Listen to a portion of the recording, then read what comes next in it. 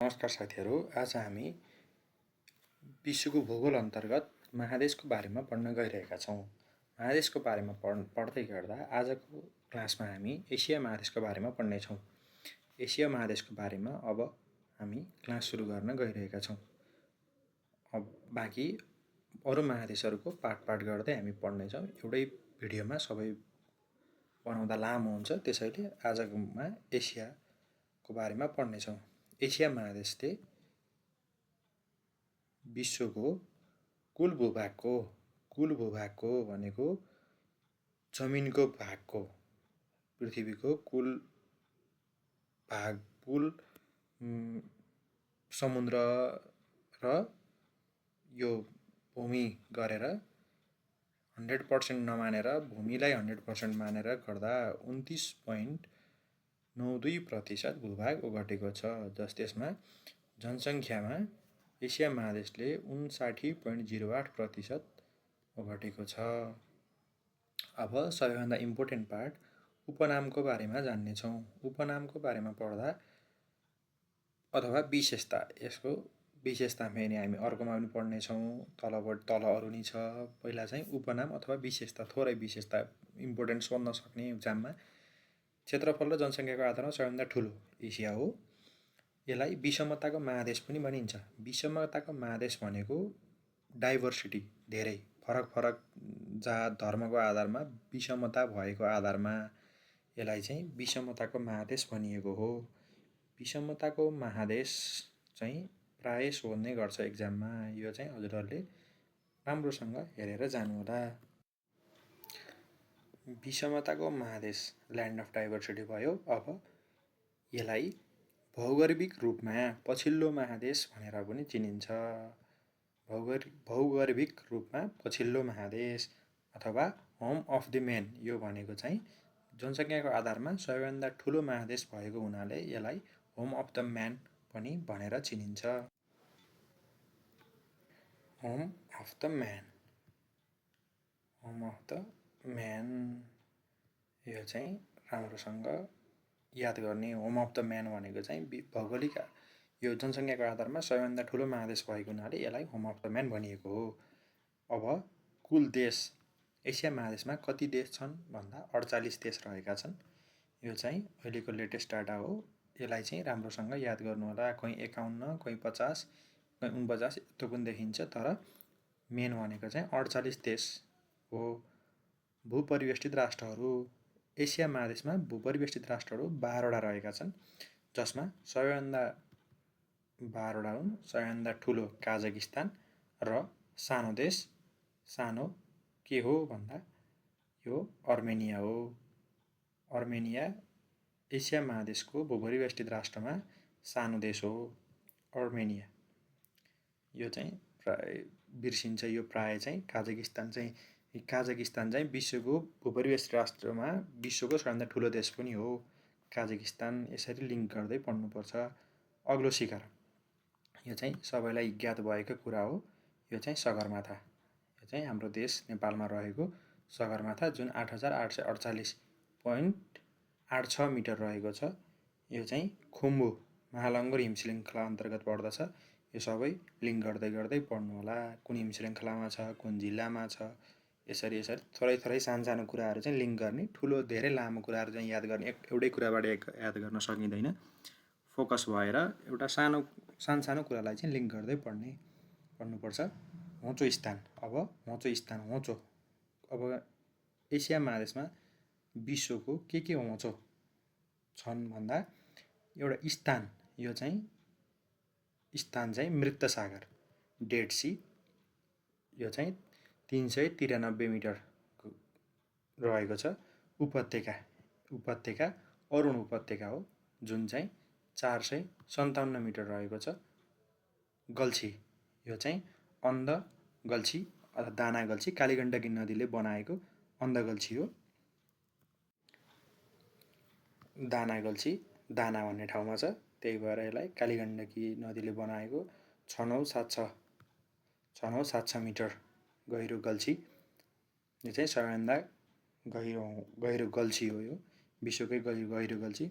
ठुलो ताल, यो एसिया महादेशको सबैभन्दा ठुलो ताल केस्पियन ताल जुन इरानमा छ, यो केस्पियन ताल हो सबैभन्दा ठुलो ताल। घाँसे मैदान, एसियाको घाँसे मैदानलाई स्टेप्स भनिन्छ। यो इम्पोर्टेन्ट क्वेसन हो। एसिया महादेशको घाँसे मैदानलाई स्टेप्स भनिन्छ भनेर पनि जान्नु पर्यो। यो चाहिँ इम्पोर्टेन्ट क्वेसनमा पर्छ।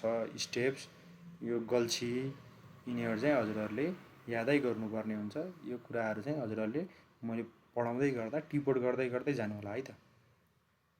लामो नदी, लामो नदी यान्जे हो। यो चिनमा छ।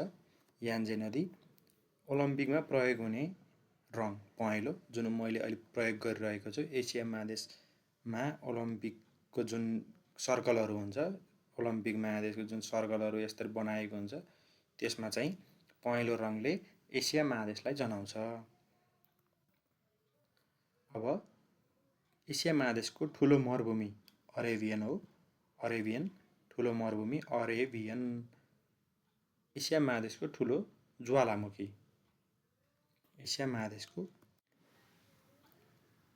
एसियाको सबैभन्दा ठुलो ज्वालामुखी चाहिँ माउन्ट दामाभ्यान्ड हो।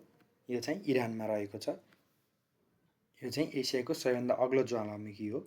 यसको उचाइ चाहिँ 5610 मिटर रहेको छ। यसलाई त्यति इम्पोर्टेन्ट उचाइ त खासै सोध्दैन, तर नि माउन्ट दामाभ्यान्ड भनेर चाहिँ जान्नु पर्यो, जुन चाहिँ इरान देशमा रहेको छ। यो चाहिँ टिपोट गर्नु होला। इम्पोर्टेन्ट कुराहरू मात्रै मैले टिपोट यहाँ देखाइरहेको छु हजुरहरूलाई। सिमाना, यो चाहिँ प्रायस भन्ने सिमाना हो। सिमाना त मोस्ट इम्पोर्टेन्टमा पर्छ। यो चाहिँ सबै महादेशहरूको सिमाना चाहिँ जान्नुपर्छ। कुन पूर्व पश्चिम उत्तर दक्षिण मात्रै नभएर सबै, जस्तो एसिया र अफ्रिकाको बिचमा के छ, कसले छुट्याएको छ, मिरर इमेज के हो, कस्तो हो, यो चाहिँ जान्नुपर्छ। मिरर इमेज पछि हामी अफ्रिकामा एसिया अफ्रिका यसरी पढ्दै जाँदा मिरर इमेज पनि पछि पढ्दै जानेछौँ। अब पूर्व, यसलाई चाहिँ सूत्रबाट पनि याद गर्न सकिन्छ। प्र यु सु इ भनेर सूत्र छ। प्र यु सु इ, यो सूत्रलाई चाहिँ याद गर्नु होला। अब पूर्वमा प्रशान्त महासागर, पश्चिममा युरोप, उत्तरमा सुमेरु महासागर, दक्षिणमा हिन्द महासागर रहेको छ। हजुरहरूले चाहिँ यसलाई चित्रबाट सम्झिँदा धेरै सजिलो हुन्छ। रफली एउटा चित्र बनाउँदाखेरि अनि हजुरहरूलाई धेरै सम्झिन सजिलो हुन्छ। यसलाई हामी चित्र अनुसार पनि हेर्न सक्छौँ। मैले यहाँ भर्खरै यहाँ खोलेको छु, हजुरहरूलाई म म्यापबाटै देखाइदिन्छु। यहाँ हजुर देख्न सक्नुहुन्छ एसिया, हामी एसियाको हेर्दै थियौँ। अघिको सूत्र के थियो? प्र भनेको यहाँ प्रशान्त महासागर, यहाँ देख्नुभयो प्र। अब अर्को के थियो? पूर्वमा प्र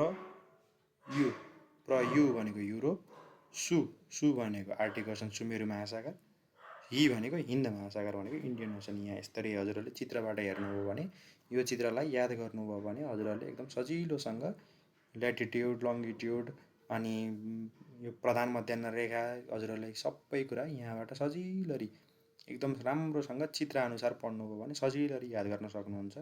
यसलाई चाहिँ मैले यहाँ म्याप गुगलबाट खोजेर देखाएँ हजुरहरूलाई। यहाँ यसले इन्डिकेसन पनि गरेको छ, east, west, north and south भनेर। जस्तो सुमेरु महासागरलाई कहिलेकाहीँ साउदर्न ओसियन भनेर देखाउन नि सक्छ, कुमेरुलाई आर्टिक ओसन भनेर भन्न सक्छ। यसलाई चाहिँ हजुरहरूले इङ्ग्लिस र नेपाल दुइटै नाम, आन्ध्र महासागरलाई के भनेर भन्छ भनेर पनि जान्नु पर्यो। आन्ध्र महासागरलाई एट्लान्टिक ओसन भन्छ, यसरी जान्नु पर्यो। पेसिफिकलाई प्रशान्त महासागर भन्छ, कहिलेकाहीँ झुक्क्याएर नेपालीमा क्वेसन, इङ्ग्लिसमा अप्सन, यसरी नै सोधिरहेको छ। प्रायः लोकसेवाले झुक्क्याउने तरिकाले नै सोधिरहेको हुन्छ। त्यही भएर हजुरहरूले इङ्ग्लिस नाम, नेपाली नाम सबै यो महादेशहरूको त नर्मल्ली नै हुन्छ, तर नि यो ओसियनहरूको चाहिँ प्रायः इङ्ग्लिसमा नै सोधिरहेको हुन्छ, नेपालीमा लेखेर इङ्ग्लिसमा सोधिरहेको हुन्छ। यो चाहिँ हजुरहरूले यो चाहिँ याद गर्नु होला। यो चित्र अनुसार हेर्नुभयो भने यो क्लियर हुन्छ, केही याद गर्नु पर्दैन। ट्याक्क एउटा रफली चित्र बनाउने, एसिया लेख्ने, त्यसपछि बनाउन मिल्छ। अब हामी अर्को पार्टमा यता हेरौँ है त। यो हजुरहरूलाई प्र यु सु इ चित्रबाट हेरिसकियो। सबैभन्दा ठुलो पर्वतमाला कुन हो भन्दा हिमालय हो। हिमालय 2400 किलोमिटर रहेको छ। विश्वको अग्लो हो, ठुलो पनि हो र कान्छो पर्वतमाला पनि हो है त। यो हिमालय को चाहिँ हिमालय पर्वतमालाको चाहिँ के छ भन्दा जस्तो टेक्टोनिक प्लेटहरू भारतीय प्लेट र तिब्बतियन प्लेट, यो जो भूकम्प जाने यताउता हजुरले सुन्नुभएको होला टेक्टोनिक प्लेट ठोकिएको यताउता भन्ने छ।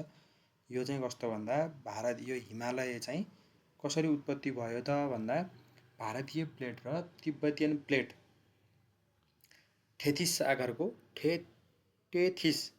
सागरको भाग माथि उठेर चाहिँ ठक्कर खाएको भारतीय प्लेट र तिब्बतियन प्लेट एक आपसमा ठोकिएर अनि यो हिमालय पर्वतमाला चाहिँ बनेको भनिन्छ। यो चाहिँ लगभग करिब 4.5 करोड वर्ष अथवा यस्तै 5 करोड वर्ष अगाडि भन्ने चाहिँ छ। यसलाई पनि राम्रोसँग हेर्नु होला। विश्वको अग्लो ठुलो र कान्छो पर्वतमाला हो यो चाहिँ कसरी आयो भनेर त खासै के ठोकिएर आयो त सोध्दैन, तर कहिलेकाहीँ चाहिँ विश्वको कान्छो ठुलो अग्लो यसरी सोद्धाखेरि चाहिँ यो सोध्न सक्छ। हिमनदी सियाचेन हो। यो चाहिँ 76 किलोमिटर रहेको छ, जुन चिनमा पर्छ। यो इम्पोर्टेन्ट छ। सानो र ठुलो देश, यो चाहिँ सानो र ठुलो देश कुन हो भन्दा चिन र मालदिभ्स। यो सजिलो छ, यो चिन र मालदिभ्स हाम्रै छिमेकी, याद भइहाल्छ। अब हामी एसिया महादेशको अन्य जानकारी विशेषतातर्फ जाउँ। अब यो महादेशमा के छ, के पाइन्छ, कसरी के कारणले गर्दा एसिया महादेश विशेष छ भनेर चाहिँ अब हामी यसको विशेषता पढ्न गइरहेका छौँ। यो महादेशमा के छ त, यो महादेशमा अन्डरलाइन गरिदिउँ। यो महादेशमा विश्वको सबैभन्दा बढी देशसँग सिमाना जोडिएको देश छ, जसको चिन हो। यसको चाहिँ 14वटा देशसँग सिमाना जोडिएको छ। यो चाहिँ यो इम्पोर्टेन्ट छ। चिनको कति देशसँग सिमाना जोडिएको छ अथवा सबभन्दा बढी देशसँग सिमाना जोडिएको देश कुन हो भनेर चाहिँ प्राय लोकसेवाले प्रदेशमा र सङ्घमा पनि सोधिरहेको छ। यी सङ्गठित संस्थामा पनि सोध्न सक्छ। अग्लो स्थानमा एसियाको, है यो चाहिँ विश्वको त होइन, एसियाको चाहिँ अग्लो स्थानको घाँसे मैदान पामीर हो। 500 मिटर उचाइमा रहेको छ। यो चाहिँ हजुरहरूले यो पढ्दै लेख्दै गर्नु होला। यसलाई चाहिँ पज गर्दै हेर्दै गर्नु होला। बढी घनत्व भएको टापु होन्सु हो, जुन जापानको छ। यो चाहिँ होन्सु टापु जापान। यो चाहिँ प्राय भित्रबाट सोध्छ। यसलाई चाहिँ राम्रोसँग हेर्नु होला। टापुको देश भनेर इन्डोनेसियालाई चिनिन्छ। यो एसिया महादेशमै पर्छ। यो चाहिँ विश्वको टापुको देश भनेर इन्डोनेसियालाई चिनिन्छ। यो चाहिँ the fastest sinking city of the world भनेर कुन सिटीलाई चिनिन्छ त? Fastest sinking city of the world भनेर इन्डोनेसियाको जाकार्तालाई चिनिन्छ। इन्डोनेसियाको जाकार्ता यो भयो होइन। अब इन्डोनेसियाको जाकार्तालाई किन सिङ्किङ सिटी भनिन्छ भनेको, सिङ्किङ भनेको चाहिँ डुब्नु हो। सिङ्किङ सिटी भनेको अर्थ चाहिँ जस्तो त्यहाँ जाकार्तामा चाहिँ पानीको अत्याधिक दोहन भएर चाहिँ भूमिगत पानी जो छ त्यसलाई धेरै निकालिएको भएर चाहिँ तल भासिँदै गएको छ। त्यसरी अब तीव्र सहरीकरण भएको हुनाले माटो पनि नरम होला त्यहाँको। अब समुद्री सतह पनि बढ्दै गइरहेको छ। अब बाढी पनि छ, पानीको समस्या पनि छ। अनि भूमिगत जुन पानी छ त्यसलाई चाहिँ अत्याधिक प्रयोग गर्ने अथवा निकाल्ने भएको हुनाले चाहिँ त्यो भासिँदै गएको हुनाले इन्डोनेसियाको जकार्तालाई चाहिँ फास्टेस्ट सिङ्किङ सिटी भनिन्छ। यो चाहिँ जान्नु पऱ्यो। किन भनेर त सोध्दैन। अब नर्मल्ली हजुरहरूले यसो नलेजको लागि, एक्स्ट्रा नलेजको लागि चाहिँ यस्तो कुराहरू, सानो कुराहरू इन्ट्रेस्टिङ पनि हुन्छ पढ्नको लागि। यस्तो कुरा जानिसकेपछि चाहिँ मजा लाग्छ पढ्न। त्यसैले चाहिँ यस्तो कुरा जान्नुपर्छ। अब विश्वको ठुलो द्वीप समूह आर्किपेलागो मानवीय भूमध्य रेखा भनेर चिनिने हिमालय पर्वतमाला हो। यो आर्किपेलागो चाहिँ मानवीय भूमध्य रेखा भनेर चिनिन्छ, द्वीप समूह। यो चाहिँ जान्नु पर्यो।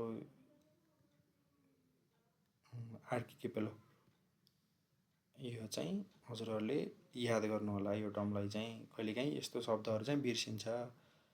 एसिया र युरोप महादेशमा पर्ने देश टर्की, जसलाई चाहिँ युरोपको बिरामी भनेर चिनिन्छ। यो चाहिँ टर्की एसिया र युरोप महादेशमा पर्छ।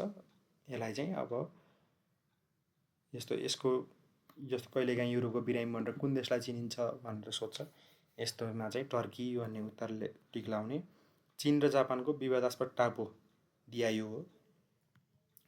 विवादास्पद टापु त खासै त्यति सोध्दैन, तर नि हामीले जानिराख्नुपर्छ। अर्को छ भुटान, भारत र चीनको विवादास्पद टापु। यो चाहिँ दोक्लाम हो। यो चाहिँ विवादास्पद टापु कहिलेकाहीँ सर र जेनरल नलेजको लागि चाहिँ यो जान्दा राम्रो हुन्छ। अब ल्यान्ड अफ एक्सट्रिम्स र ल्यान्ड अफ डाइभर्सिटी हामीले पढिसक्यौँ। ल्यान्ड अफ डाइभर्सिटी भनेको चाहिँ विषमताको महादेश भनेर अघि मैले भनिसकेँ। विषमताको महादेश किन भनिन्छ भन्दा ल्यान्ड अफ डाइभर्सिटी भएर विषमताको महादेश भनिन्छ। अघि हामीले अब विषमताको महादेश भनेर पढ्यौँ। अब यो ल्यान्ड अफ एक्सट्रिम्स भनेको चाहिँ के हो त? ल्यान्ड अफ एक्सट्रिम्स कहिलेकाहीँ नयाँ टर्महरू हालेर सोधिन सक्छ। ल्यान्ड अफ एक्सट्रिम्स भनिनुको कारण चाहिँ भौगोलिक, जलवायु, उचाइ र प्राकृतिक विविधतामा अत्यन्तै ठुलो भेरिएसन, एक्सट्रिम भेरिएसन भएको हुनाले चाहिँ यसलाई ल्यान्ड अफ एक्सट्रिम्स पनि भनिन्छ। जस्तो एसिया महादेशमा विश्वको सबभन्दा अग्लो शिखर सगरमाथा नि छ, सबभन्दा गहिरो स्थलगत भूभाग पनि छ, डेथ भ्याली अघि भनेर पढिसक्यौँ। अत्यन्तै चिसो ठाउँ पनि छ, अत्यन्तै तातो ठाउँ पनि छ, अधिक वर्षा हुने ठाउँ पनि छ, अनि मरुभूमि पनि छ। त्यही भएर यसलाई चाहिँ अनि धेरै जनसङ्ख्या नि छ। त्यही भएर यसलाई चाहिँ ल्यान्ड अफ एक्सट्रिम्स, सबै कुरा धेरै पनि छ, थोरै पनि छ। त्यही भएर चाहिँ यसलाई ल्यान्ड अफ एक्सट्रिम्स पनि भनिएको हो। अब यसको कुरा नि बुझियो, किन ल्यान्ड अफ एक्सट्रिम्स भनिन्छ भनेर पनि बुझियो। अब यसलाई भौगोलिक दृष्टिले सबैभन्दा पछिल्लो महादेश भनेर चिनिन्छ। यो अघि हामीले भनिसक्यौँ, पछिल्लो महादेश भनेर। अब नयाँ कुरा आयो यहाँ, फर्टाइल क्रिसेन्ट भन्ने आयो। फर्टाइल क्रिसेन्ट भनेको चाहिँ किन भनेको भन्दा Iraq, Syria, Lebanon, Jordan, Israel, Palestine, Egypt र टर्की, यी देशहरू चाहिँ टाइग्रिस नदीको किनारमा छन्, जसले गर्दाखेरि चाहिँ त्यहाँको भूमि चाहिँ उर्वर छ। त्यसले गर्दा चाहिँ त्यो ठाउँलाई फर्टाइल क्रिसेन्ट भनिन्छ। क्रिसेन्ट भनेको चाहिँ चन्द्रमा भनेर भनिन्छ। अब यहाँ मैले नेपालीमा पनि लेखिदिएको छु, उर्वर अर्धचन्द्राकार भनेर। क्रिसेन्ट भनेको चाहिँ फर्टाइल भनेको उर्वर भइहाल्यो, क्रिसेन्ट भनेको चाहिँ अर्धचन्द्राकार क्षेत्र हो। यसलाई चाहिँ प्राय सभ्यताको पालना भनेर चाहिँ यो ठाउँ सभ्यताको पालना भनेर पनि भनिन्छ। कार्डेल अफ सिभिलाइजेसन पनि भनिन्छ। सुपर कन्टिनेन्ट, सुपर त सबै कुरामा सुपर छ, त्यसैले सुपर कन्टिनेन्ट। तिब्बतको पामिर पठार, यो चाहिँ पामिर पठार चाहिँ याद गर्नुपर्छ। पामिर पठार यो चाहिँ इम्पोर्टेन्ट छ।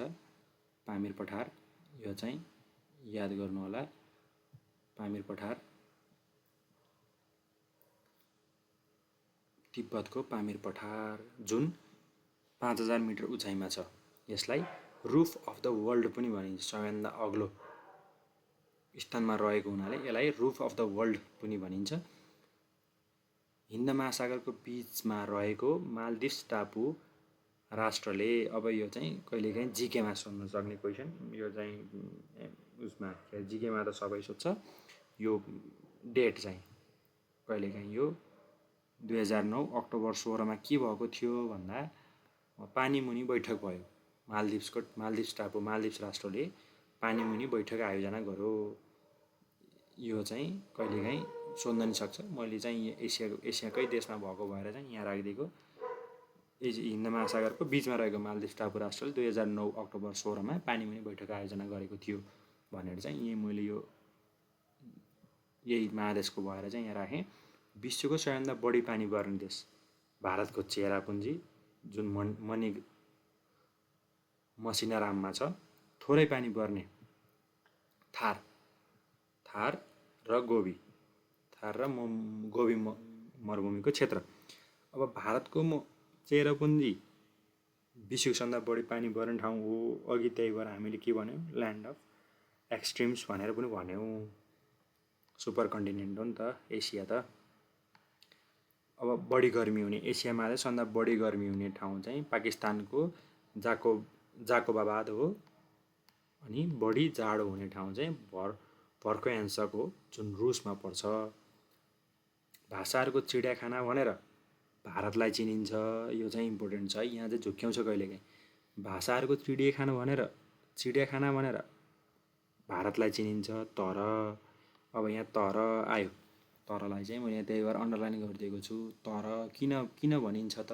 तर भनियो, चिडियाखाना भनेर त भनियो, तर सबभन्दा धेरै भाषा बोलिने देश फेरि कुन हो भन्दा पपुवा न्यू गिनी हो। भाषाहरूको चिडियाखाना भनेर भारतलाई चिनिन्छ, तर सबैभन्दा बढी भाषा बोलिने देश कुन हो भन्दा बढी भाषा बोलिने देश पपुवा न्यू गिनी हो। यसमा चाहिँ कहिलेकाहीँ झुक्क्याउन सक्छ। पपुवा न्यू गिनी हो जहाँ 839 प्रकारका भाषा बोलिन्छन्। यसलाई चाहिँ यो चाहिँ सबै कुरा हजुरहरूले पज गर्दै हेर्दै गरेर सार्नु होला। यसमा चाहिँ मैले सबै कुरा बिस्तारै पढाएँ। अब हजुरहरूले यसलाई राम्रोसँग हेर्नु। धेरै लामो भिडियो बनाइनँ मैले। अब अर्को भिडियोमा हामी एसिया महादेशलाई यो भिडियोमा पढ्यौँ। अर्को भिडियोमा हामी अफ्रिका महादेशको बारेमा पढ्नेछौँ। यसमा चाहिँ अब हजुरहरूले यसको अझै डिटेलमा खोज्ने, डिटेलमा हेर्ने, यसमा जोडिएका लिङ्क गर्दै पढ्नुभयो भने चाहिँ हजुरहरूलाई एकदम सजिलो हुन्छ। यो धेरै गाह्रो, एसिया महादेशको बारेमा धेरै गाह्रो छैन। अघि मैले भने यो सिमाना सबैभन्दा मेन इम्पोर्टेन्ट भनेको सिमाना। एउटा देशको सिमाना, एउटा महादेशको सिमाना जानियो भने अर्को महादेशको पनि सजिलोसँग जानिन्छ। मैले यो प्रिन्टेबल म्याप यो चाहिँ मैले यहाँ खोलेर राखेको थिएँ, त्यही भएर हजुरलाई देखाएँ। अब यसलाई चाहिँ हजुरहरूले प्रिन्ट पनि गरेर हेर्न सक्नुहुन्छ। एकदम सजिलो हुन्छ यहाँबाट पढ्नुभयो भने। अनि प्रिन्ट गर्नुभयो भने यहाँ तल जुन Pacific Ocean, Indian Ocean, Arctic Ocean, Atlantic Ocean, यस्तोलाई चाहिँ हजुरहरूले के गर्ने भन्दा नेपालीमा पनि पढ्ने। नेपालीमा पढ्नुभयो भने एकदम सजिलो हुन्छ है, एकदम सजिलो हुन्छ। हजुरहरूले यसलाई चाहिँ राम्रोसँग हेर्नु होला। अनि एटलान्टिक ओसियन पनि भयो। अब यहाँ चाहिँ कुमेरुले राखेको रहेनछ। हजुरहरूले फरक नामले कहिले उत्तर ध्रुवीय महासागर, दक्षिण ध्रुवीय महासागर पनि भन्न सक्छ कुमेरुलाई। यसरी हजुरहरूले कुमेरु चाहिँ एन्टार्क्टिक ओसियन अथवा साउदर्न ओसियन, दक्षिणी महासागर पनि भन्छ। सुमेरुलाई उत्तरी महासागर भन्छ, उत्तर ध्रुवीय महासागर भन्छ। यसरी चाहिँ हजुरहरूले एउटा प्रिन्ट गरेर यसलाई राम्रोसँग हेर्नु होला है त। यसलाई चाहिँ मैले आज यदि यहाँ एसिया महादेश पढाएँ। अब अर्को पार्टमा चाहिँ मैले हजुरहरूलाई अफ्रिका महादेशको बारेमा पढाउँछु। बिस्तारै हामी पार्ट गरेर पढ्नेछौँ, बिस्तारै बुझ्दै पढ्नेछौँ। आजको लागि मैले क्लास यहीँ एन्ड गरेँ।